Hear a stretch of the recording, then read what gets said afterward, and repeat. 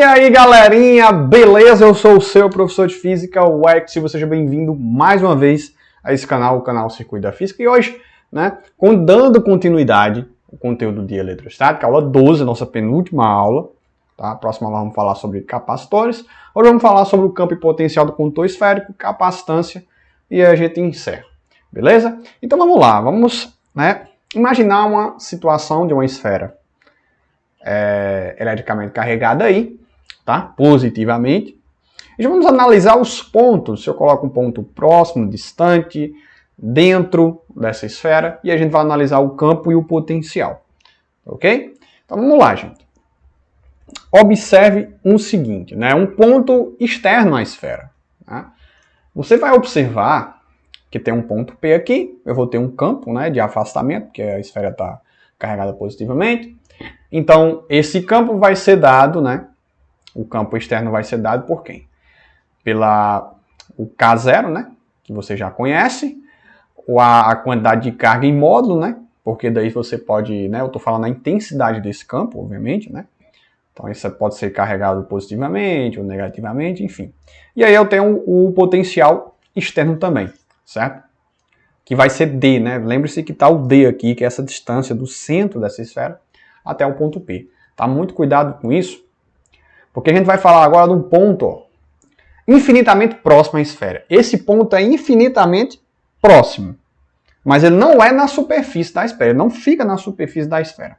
E aí você vai ter, eu vou considerar que a distância será igual a esse raio, porque está muito próximo.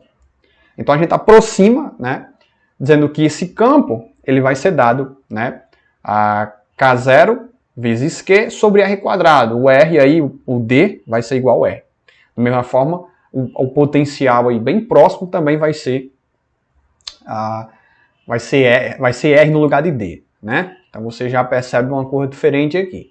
Quando a gente vai se aproximando mais, colocando o ponto exatamente na superfície da esfera, aí eu vou ter um campo nessa superfície que vai ser 1 sobre 2 K0 vezes Q sobre R quadrado.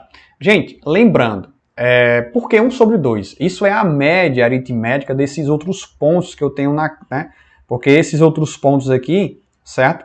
Ao redor da esfera, vai influenciar nesse ponto aqui na superfície. Por isso que a gente faz o cálculo, um cálculo no nível superior, obviamente.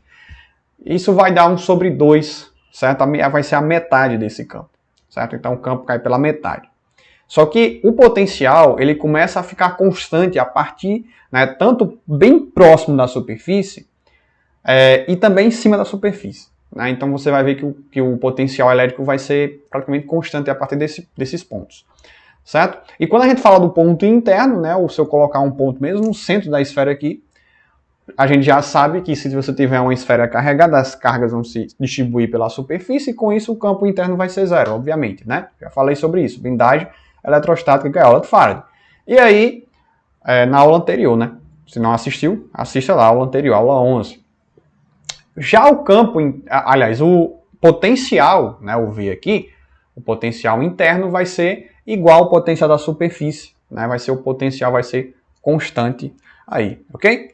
Então, muito tranquilo, vamos para os gráficos aqui, os gráficos que eu coloquei aqui. O gráfico de E por D e V por D, o campo elétrico por distância, o potencial pela distância. Você vai imaginar o seguinte, que o campo, certo, dentro aqui, vai ser zero, certo? E à medida que ele vai saindo da esfera, aí eu vou ter um campo, E o campo, obviamente, ele é dado por essa hipérbole aqui, hipérbole cúbica, que você vai ter, que ele vai caindo, no caso, se eu for analisar um ponto que esteja no infinito, o campo vai ser zero, certo? O campo elétrico aqui. Então você vai ver que o campo próximo aqui vai estar mais ou menos aqui, mas a partir do ponto onde ele sai, que ele sai da esfera, o campo vai decaindo aqui, até zero no infinito. O potencial, gente, é o seguinte, o potencial é constante dentro da esfera até a superfície, e até o ponto muito próximo à superfície. A partir daí você vai ter o potencial externo, certo? Ou seja, o potencial ele vai ser constante, constante, constante, certo? Ele vai ter um valor aqui, e depois ele vai decair, com a distância. Então, a distância lá no infinito, o potencial também vai ser zero. Tá? Então, muito tranquilo, tenha muito cuidado. Isso aqui no caso de uma esfera, né, carregada. Então, a gente está considerando aqui uma situação onde, né, seja uma esfera carregada, onde ela tem um raio, ela tem uma dimensão. Tá? Muito cuidado nessa hora. Bom, vamos falar sobre agora capacidade de um condutor, que a gente chama de capacitância. Gente, isso é muito importante, porque a gente vai conhecer um pouco sobre as estruturas, né, aliás, as capacidades dos condutores. A gente começa a entrar um pouco sobre a ideia de circuitos elétricos. Tá?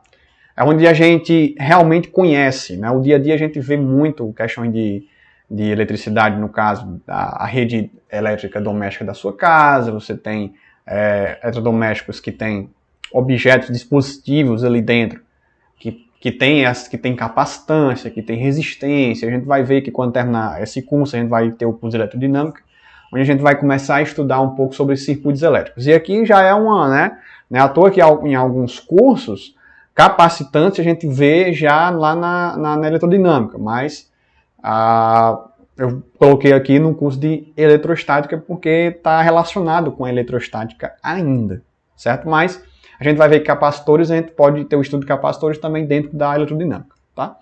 Então vamos lá. Define-se capacidade ou capacitância do condutor eletrizado e isolado de outros, né, do ambiente, pelo quociente da sua carga armazenada, que a gente chama carga Q, pelo seu potencial. Então eu posso definir a capacidade de um condutor eletrizado em equilíbrio eletrostático pela quantidade de carga, pelo seu potencial, dividido pelo seu potencial. E aí a gente sabe que o potencial é K vezes Q sobre R. Eu estou usando aqui, no caso, vamos pegar aqui um objeto esférico, certo? E aí eu vou medir a capacitância dele, a capacidade dele. Então vamos lá. Se eu vou medir a capacitância dele, então vamos fazer a substituição. Então vai ficar C, que é igual, vamos lá, C que é igual, aí eu vou colocar aqui, tá?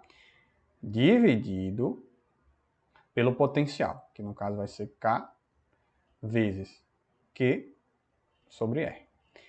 Esse Q aqui vai embora com este, certo? E aí, usando aquela regrinha, né, de que a primeira multiplica pelo inverso da segunda, fração sobre fração, então a capacidade do meu condutor esférico, nesse caso aqui, ele vai ser igual. O K vai ficar embaixo. Esse R aqui vai para cima. Então vai ficar R, tá, sobre K. O que esse resultado significa? Tá? Vou marcar ele aqui. O que significa esse resultado? Isso significa que a capacidade ela não depende da carga, certo? E nem do seu potencial. Edson, por quê? Porque é o seguinte, a gente for pensar um pouco, né, a gente tem que a quantidade de carga, ela é proporcional à diferença de potencial. Ou melhor, o seu potencial, né? Vocês sabem disso, porque quanto maior a carga, maior o seu potencial. Então, para eu tirar essa constante de proporcionalidade, eu vou dizer que a carga vai ser quem? Vai ser igual a C, tá? Que é a minha capacitância, né? Que eu vou considerar como capacitância vezes V. Então, isolando o C, né? Isolando o meu C, vai ser carga sobre V. Então, é a mesma fórmula, né, que eu falei aqui. Então, você observa que o nosso C, a capacitância, ela é constante.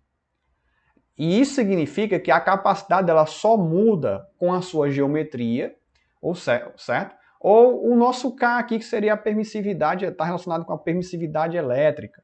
Então, no ar é uma coisa, no vácuo é outra, na água, enfim. Então, veja que a capacidade do condutor ele é diretamente proporcional ao seu raio, certo? Ou seja, depende totalmente da sua geometria e do material que ele é feito. E não da quantidade de carga que você coloca nesse condutor, né? Ou o potencial. Não importa isso. O que importa mesmo é a sua geometria. É o que vai definir, certo? a capacidade desse condutor, junto com o material que ele é feito, ok? Então, muito cuidado, né? Quando vier uma perguntinha que fala sobre, Éricles, a capacidade do condutor, eu tenho aqui que C é igual a... Então, quanto maior essa capacidade, maior a quanto maior o potencial, maior a carga, sim, certo? Mas você não pode dizer que quanto maior esse potencial, maior a capacidade. Não tem relação, certo? Porque, na verdade, a gente vê aqui que a capacidade ela só tem relação com a geometria e o material que ela é feito.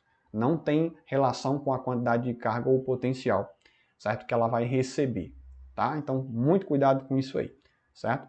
Então, a capacidade só depende de sua geometria e do material que ela é feito aí, certo?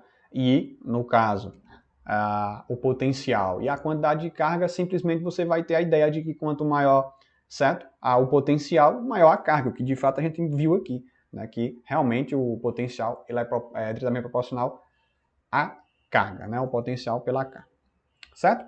Então, para a gente saber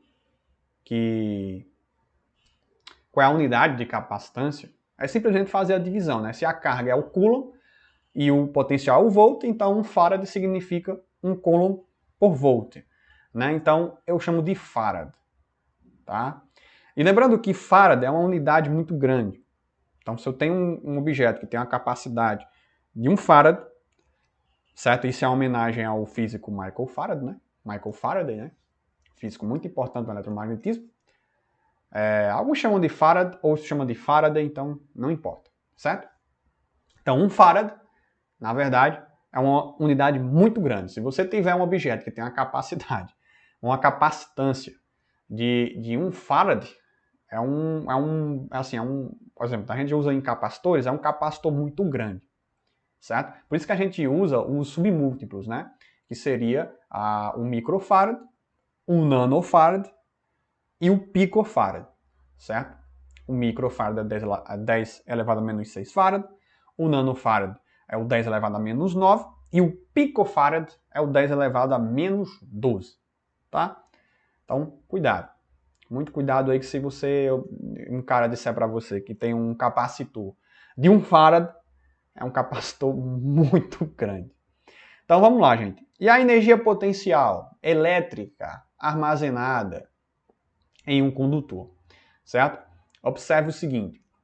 A energia potencial é a carga vezes o potencial dividido por 2, certo? Então eu vou relacionar essa energia potencial armazenada usando, né, a capacitância, ou seja, minha energia potencial vai ser dado pela capacitância vezes o potencial ao quadrado sobre 2, certo? Mais na frente a gente vai falar que esse potencial, na verdade, vai ser a diferença de potencial, certo?